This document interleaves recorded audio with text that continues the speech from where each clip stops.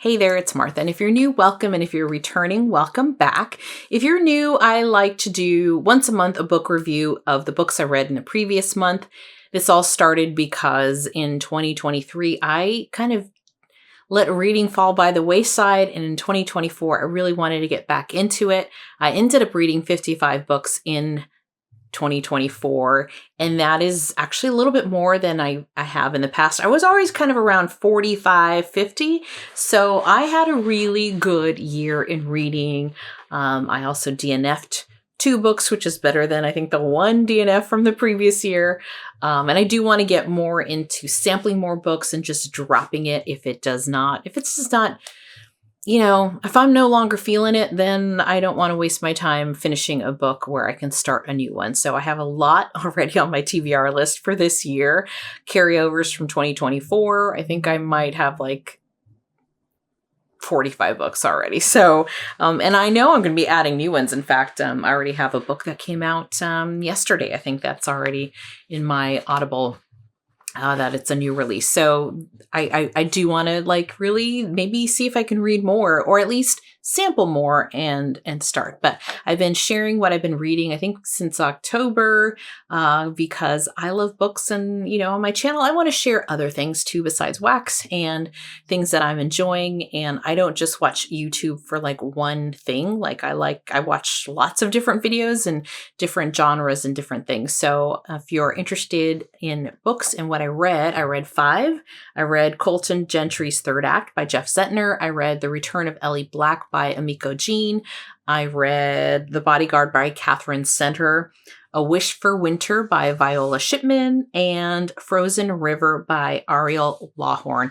I listened to all of these, and some it was a mix of listening in my ear and reading it. I like to do that sometimes, because then I could just like listen to it when I'm doing stuff around the house. And then in the evening, I can actually sit and read the book. And because I still like reading a lot. So like physically having a book or even a Kindle and doing it that way. So if this sounds interesting to you, then stick around.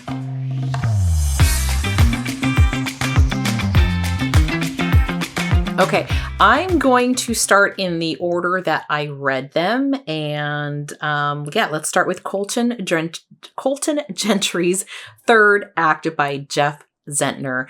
I gave this one 4.5 stars, and I'm stingy with the stars. I know I could have given this one 5, but I'm stingy, and I'll tell you why.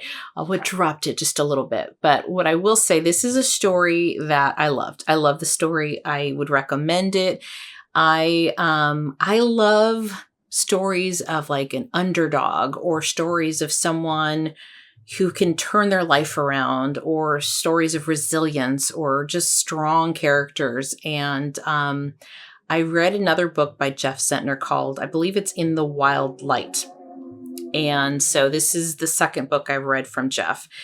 And so 2 for 2 on his book. So I've heard a lot about, I think it's called The Serpent King, I'm pretty sure. Let me know if you've read any of Jeff Zentner or if you've read The Serpent King or any of the books that I just mentioned, because I'd love to chat about it. I really like the way he writes. I like the way he builds his characters. They're like, you get enough to know them and feel for them. I don't know. He just writes really good characters, and but they're not too like in the details, right? And the only reason I knocked down 0.5 star was because although it started off, the setup was great. I kind of wanted to get to the part where he's on his third act a little bit faster. So the pacing for me in the very beginning was a little, but then it takes off, and then it was great. So that's the only reason I knocked down a 5. For me, a 5 is like I can't think of anything that I didn't like about it or would say bad about it. And these characters need to really stick with me. I feel like these characters in this particular book will stick with me just like the characters in the Wild Light or in Wild Light, something like that, stuck with me. So let's talk about this book. So this is about Colton Gentry, and he is a country singer. That's how this book starts off. He's a country star, and he is feeling really down. He's been drinking before he goes on stage and makes a statement. and he's lost one of his best friends due to a shooting. And so he makes a statement about guns at a country music concert or a festival that doesn't go over very well. And he doesn't say it in a way that probably would have been appropriate for, one, not appropriate for that audience, but he doesn't get a chance to tell the backstory as to why, of like how, he lost his friend because of a tragic shooting. And so because of his statement, he gets booed. The label drops him. At the same time, his marriage is falling apart. His wife leaves him for another guy. So, this guy, it's just like one thing after another. And so he goes home to live with his mom, right? And you're like, you're a country music star. You have records and to just like basically fall. He wasn't a huge star, but he was a star enough, and just to fall to the dumps, right? So he goes back to the town he grew up in, and this story does go back in time when he was in high school, because you do hear about his first act, second act, and now his third act. First act is he was a up and coming football star, hurt himself, so that career ended before it really got started, and so that was like the first time where he was trying to figure out, well, what do I do now? Talks about his high school sweetheart, Luann, who encourages him to sing because he's actually has a really nice voice. And then that ends up how he takes off into the country music industry. And now that's all gone, completely gone. He's got nothing. And now it's him trying to figure out now what. He had lost touch with a lot of the folks that he was best friends with in high school, and he's really trying to start all over. So what I love about this book was there is a romance that goes on in there, but that's not really for me what the book was about. The book was really about Colton, and you're just rooting for him, and you're hoping that he can get out of this. And so it's a story about resilience and hope and strength, and again, I love Luann. I love the character Luann. This was his high school sweetheart who he runs into as an adult. And yeah, so it's a little bit about grief, but also how you pivot in life. And life is hard. Life is hard. And, being able to pivot and find a different path when in some moments in your life, you just can't see what's in front of you or what's going to happen the next day or even how to continue. And so I do really like those stories. And so for that reason, I really love the story. I love the characters. I love Colton. And this was great. So this one was Colton Gentry's third act by Jeff Zentner. And I love the narration. It was a good production. The next one I read was The Return of Ellie Black by Emiko Jean. This one is a mystery. I wouldn't call it a thriller. It's more of a mystery. For me, like a thriller is like, maybe not so much. There's not a lot of character going on, and the pacing is like super fast. This one I felt was more mystery. You do get some strong characters in here as well. This one was a mystery, I feel like, with a twist. So the character Ellie Black, she goes missing as a teenager, and she's found alive 2 years later. I think she goes missing like maybe she was 17 or something like that. And she comes back or is found under very kind of mysterious circumstances. And after she's back, she does not seem like people are like, she's different. And you think you would be after being gone for 2 years. But she's being very quiet about what happened. She's not telling the truth. The detective in the story almost has in some ways, a personal investment in this because her sister had gone missing years ago. And so as a detective, I feel like she's got this personal thing that she's trying to deal with, almost to give closure to what happened to her sister when she's dealing with these missing girl cases. So she doesn't understand why Ellie Black is like not being helpful, seems to be secretive about some things. And there's that whole mystery around that. Like, who is Ellie? what happened to her.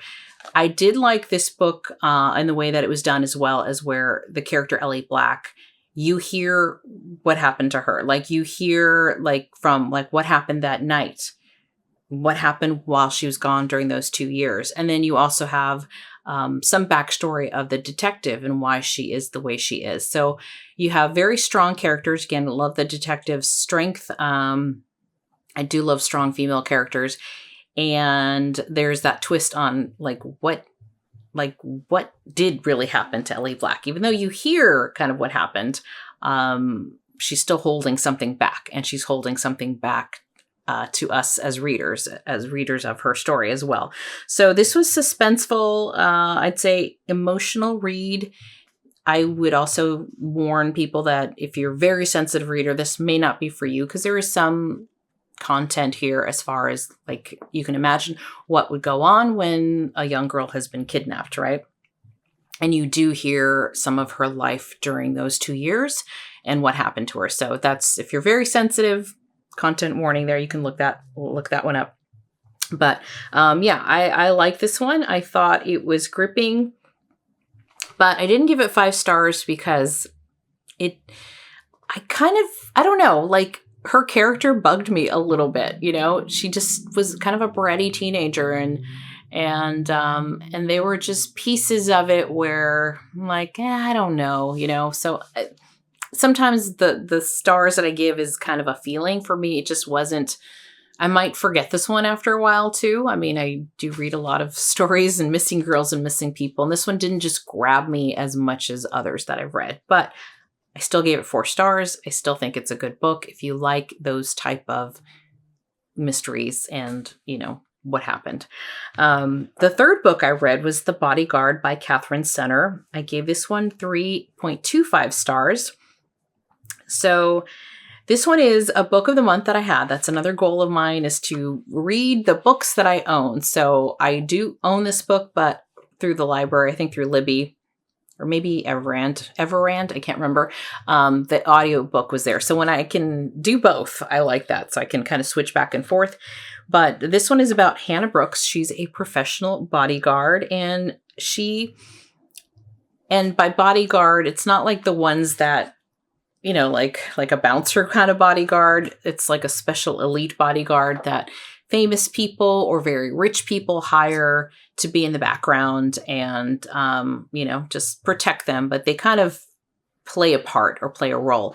In this particular case, she is going to be a bodyguard for a famous actor who's been in hiding for a while and does have some stalkers. And so they're not too worried about him because the stalkers, you know, it kind of happens, but it kind of goes into high alert during the story. And so she's pretending to be his girlfriend so she can stay close to him, kind of live with him, be with his family and stuff while he's visiting his hometown because his mother is being treated for cancer.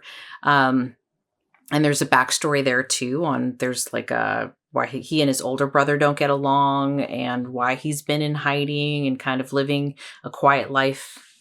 I don't remember if it was in Idaho where he lived, but he goes back to Texas to visit his mom, make sure she's okay. And so they hire Hannah Brooks to be his fake girlfriend in a way. So I think for me, this fake dating trope isn't necessarily for me, but it does bring humor and there is that romance in it. But I think for me, it was just a little cheesy. I mean, like I didn't really buy this bodyguard character too much. And I think the other reason I kind of rated this lower is I have read other Katherine Center books where I feel like there is what I've liked about those romances. I feel like there's kind of like Colton Gentry, where there's something kind of heavy that this character is having to deal with, where with this one, I just didn't feel that way. I felt it was a little superficial, a little bit cheesy. Like even the whole company that she works for and her boss, I mean, I didn't care for the dialogue going on there. So there was a couple of issues I had with this, but there were some funny parts. I enjoyed it. There is something kind of interesting about this being a famous movie star. And I guess in my mind you're thinking, well, what would I do if I was, having to like pretend to be this guy's girlfriend? So there's some fun in it and humor, but I feel like I've read other Katherine Center books that I like so much better.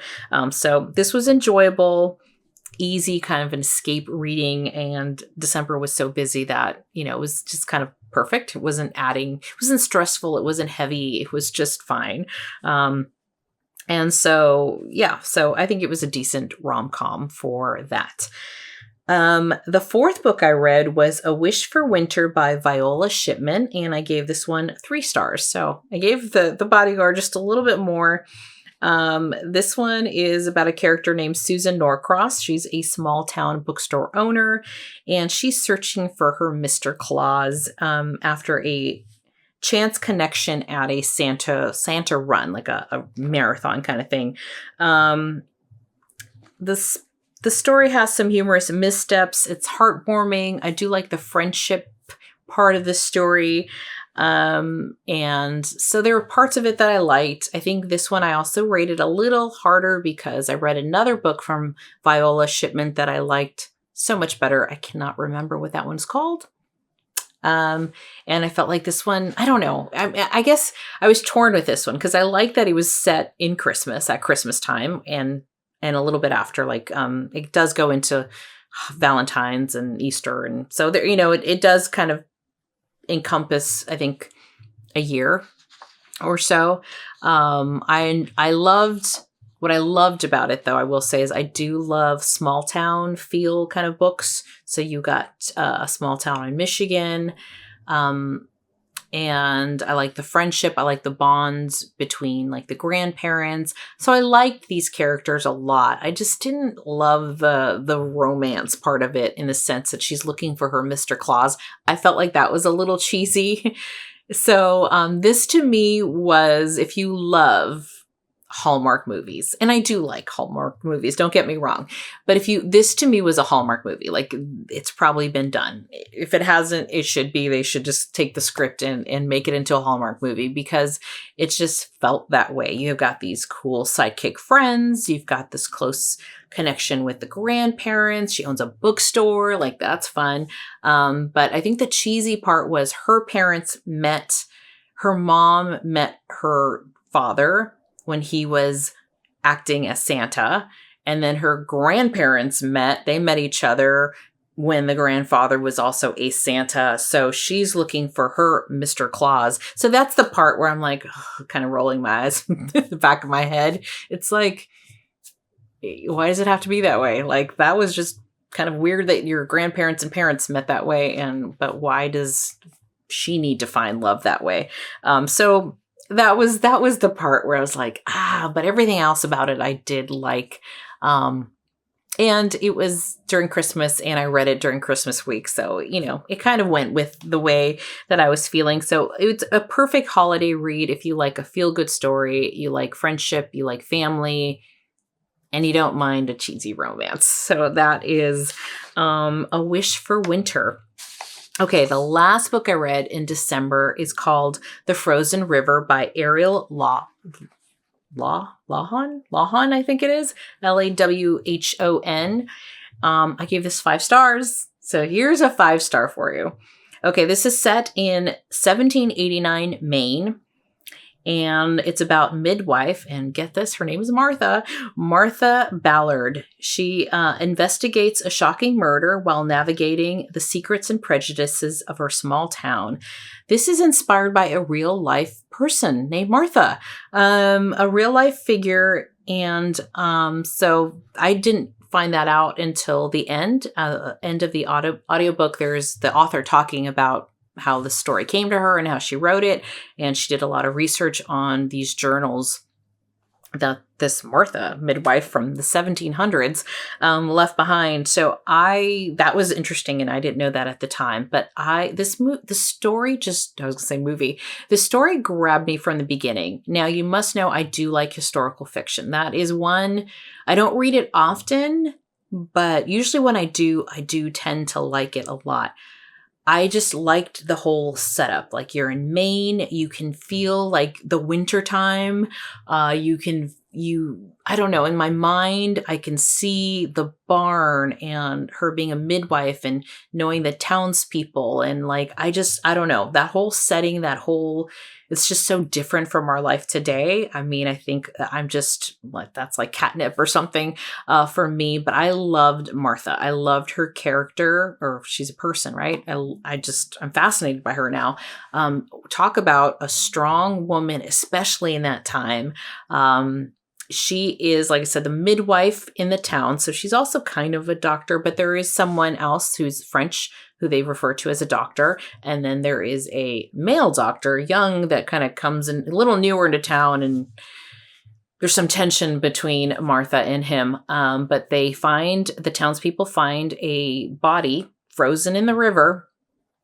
And it's a body of someone who was accused of raping a woman in town.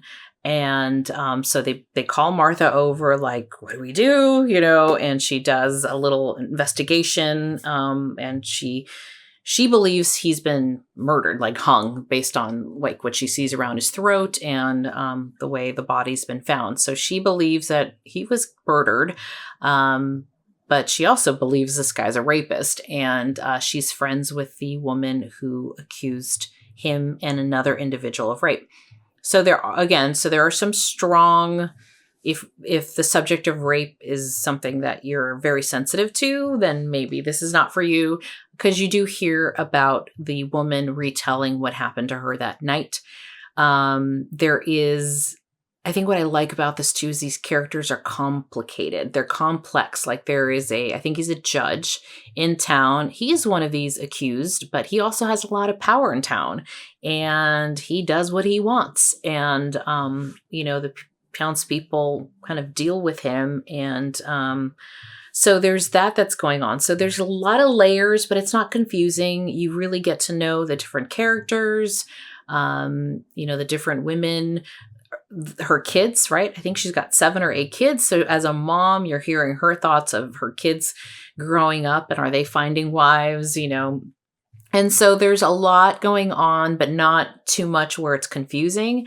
I just got sucked into the story could not wait to continue to read and what was going to happen, and like what happens to that kind of villain guy, and loved it. So this one, I just feel like, let me see if I have any other thoughts here that I forgot to say. Yeah, it deals with heavy theme of rape and murder, but the story is beautifully written and deeply compelling. And so, yes, I would highly recommend The Frozen River. Like, if you like those historical fiction, strong characters, you like to be immersed in this kind of this setting, I would highly recommend it. I really enjoyed it. And, there isn't, and it's funny because I do like plot. I do like books that grab me, and I just, it's kind of like a page turner.